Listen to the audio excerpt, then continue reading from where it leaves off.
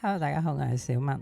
唔知大家平時咧喺 YouTube 睇片嘅習慣咧，係比較選擇一啲富娛樂性嘅節目去睇啊，定係一啲知識性嘅節目去睇啦？因為早排咧喺度同一啲嘅 YouTuber 傾開嘅時候咧，我哋就喺度討論緊啊，其實娛樂性嘅頻道啦，或者 YouTuber 咧，好似係容易啲受歡迎啊，容易啲。即係個流量會多啊咁樣，咁反而咧就係知識性嘅話咧，就要慢慢咧去儲佢嘅粉絲。咁我嘅朋友咧亦都同我講咗，但係知識性嘅內容嘅話咧，你嘅 fans 咧就會比較忠實。咁我都幾認同嘅。咁所以咧我哋今日繼續嚟學嘢啦。首先溫翻上一次我哋學咗邊六計先啦。咁咧首先有冇人發現我係講漏咗其中一個嘅？其實我講咗嘅，不過我 cut 咗，我自己後尾聽翻，喂，唔見咗嘅。但係應該冇人發現，因為太少人睇啦，係嘛？咁我哋溫翻先。上一次咧係第13至18計嘅，第13計咧就係打草驚蛇啦，跟住14借屍還魂，第15計調虎離山，第16計就係我漏咗嘅欲擒故縱，第17計咧就係拋磚引玉，第18計擒賊擒王。咁補充翻先啦。首先欲擒故縱咧，最出名嘅運用咧就係諸葛亮啦。咁喺劉備過咗身之後咧，諸葛亮咧係為咗報答佢三顧草廬之恩啦，咁所以咧就繼續扶持後主嘅。咁喺攻打南蠻嘅時候咧，佢哋嘅兵力咧就足以咧係將南蠻咧係收復嘅。咁但係咧佢第一次捉到孟獲嘅時候咧，佢咧就見到咧孟獲咧係非常之唔服氣啦。佢覺得係只係當時嘅地勢嘅問題啊，或者係我哋嘅兵力嘅問題咧，先至俾你捉到嘅啫。如果你俾我翻去嘅話咧，我下次一定咧會反敗為勝嘅。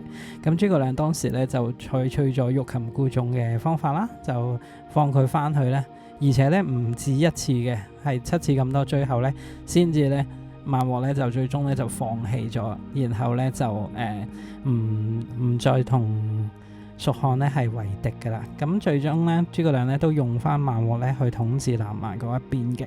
咁呢一個嘅計謀咧，最主要嘅核心咧就係你去攻打敵人嘅時候咧，雖然係要步步進逼，但係咧就唔好逼絕佢哋，令到佢嘅士氣咧慢慢喺一次又一次嘅挫敗裏面咧消沉。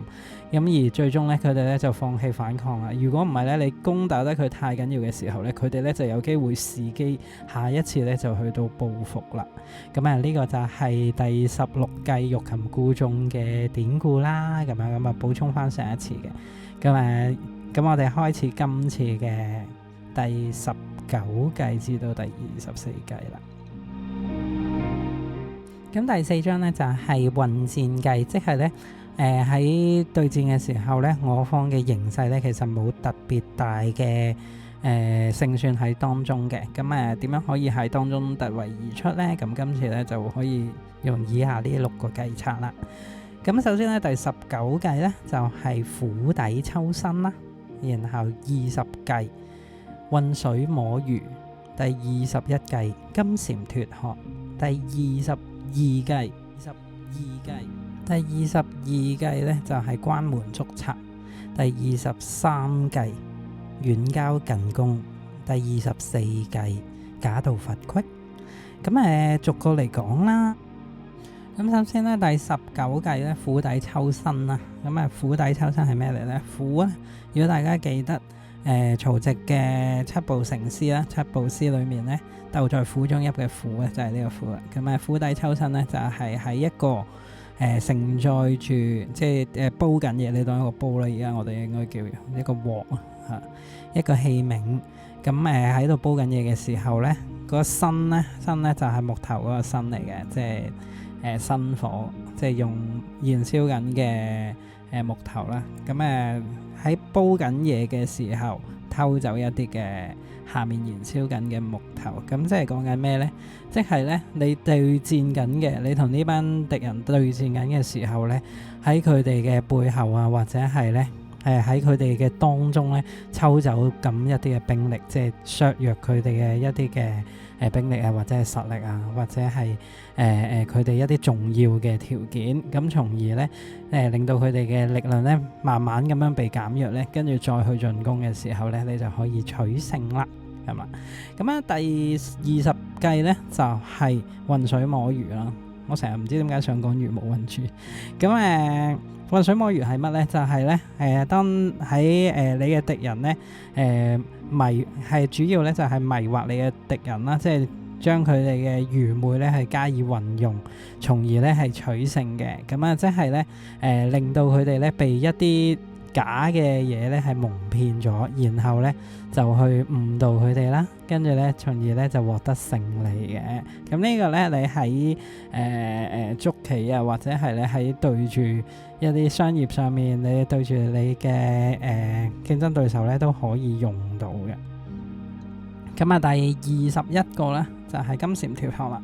咁金蟬脫殼咧唔係話逃走嘅意思嚟嘅，即係開頭嘅時候咧就好多人可能會運用咗我擺低咗個軀殼喺度，即係等你以為我仲喺度，然後我係逃走啦咁樣。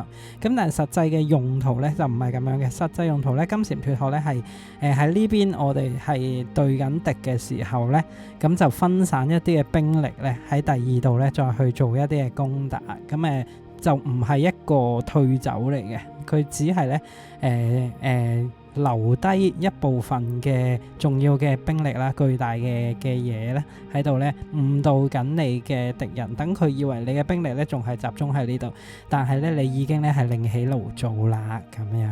咁唔知大家諗到啲咩例子啦？咁你諗到啲例子可以喺下面分享俾我。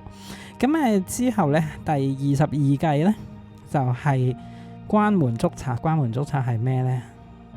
簡單啲嚟講咧，就係落閘放狗啦，好粗魯嘅呢個解釋。咁關門捉賊係咩咧？就係咧，如果你圍住咗一小部分嘅敵人，就可以圍住佢嚟殲滅佢哋，唔好放走佢哋，等佢哋咧放虎歸山嚇。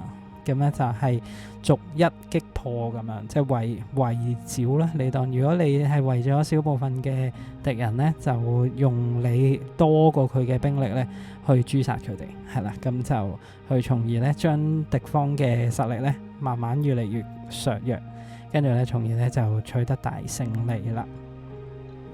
咁第23計啦，去到好快去到第23計。咁第23計咧就係呢個叫做遠交近攻。遠交近攻係咩咧？就係咧同你比較遠嘅敵人咧，即係呢個係混戰計啊嘛，即係你唔止係得一個敵人嘅。咁同你比較遠嘅敵人，或者咧大家嘅利益衝突冇咁大嘅敵人咧，去做同盟，然後咧就去攻打你附近嘅人，即係你附近嘅競爭對手啦。即係係啦，咁就去做一啲嘅聯盟咧，去從而咧增強自己嘅實力，去攻打自己比較近嘅敵方嚇。咁呢個計謀就係咁樣講。咁最後一個啦，假道伐虢啦。咁呢個咧係我最唔熟悉嘅，即係可能聽得比較少啊。咁佢係講緊咩咧？就係講咧借用，即係用一啲嘅藉口咧去假道係咩咧？即係我借條路嚟過下，咁然後咧其實實際咧就係攞咗呢個有利嘅位置咧去攻打嘅。咁其實咧主要咧都係講緊咧去迷惑你嘅對手啦，即係假以係只係咧我哋係同你友好嘅，然後咧喺一個佢嘅核心地帶啊，或者係佢一個好重要嘅地方咧，係一個比你之前更加有利嘅地方咧，就係發動攻擊嘅。咁已經嚟到第4章啦，第24計啊。咁唔知大家咧有冇喺日常生活運用到咧？我咧自己咧就多咗好多例子啊！即係日常生活中咧就有時就無啦啦咧就會彈咗呢個36計出嚟啦。咁啲小朋友都係咁樣，特別阿妹妹咧就好中意用咁啊我覺得妹妹都好快會學識晒呢36計嘅。咁我哋今集就比較長咗少少啊，因為要補翻上一次啊。咁我哋下一次咧就再見啦，仲有2集咋。咁啊唔知你哋運唔運用到啦，或者咧會唔會提防到你身邊咧係咪有人用緊36計啦？咁我哋下一次再見啦。咁啊如果中意呢條片嘅話咧，記得分享俾你身邊嘅朋友啦，同埋點讚我呢條片啦。咁啊如果未訂閱我嘅，繼續訂閱我哋啦。咁啊多謝你哋嘅支持。咁我哋下次再見啦，拜拜。